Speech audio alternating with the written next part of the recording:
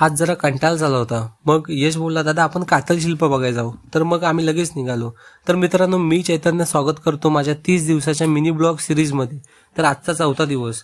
तर मी आज निघालोय कातल शिल्प बघायला, ते सुद्धा माझ्या घरापासून 2 मिनिटे अंतरावर।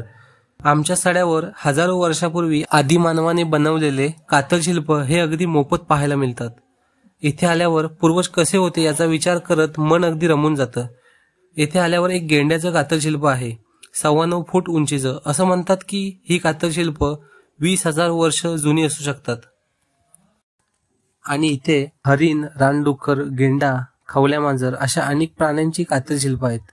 हे सर्व बघून आम्ही इथून निघालो आणि मग निघालो दुसरे कातल शिल्प बघण्यासाठी। आणि या खडकावर अशा अनेक आकृत्या आहेत, त्या अजून नीट ओळखता येत नाहीत। तर आम्ही इथे खूप फिरलो आणि मग निघालो दुसरे कातल शिल्प बघण्यासाठी।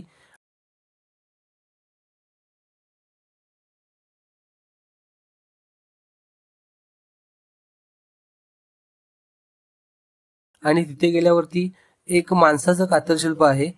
तर ते आपण जसं वहीवरती रेखाटतो तशा पद्धतीने ते रेखाटलेलं आहे।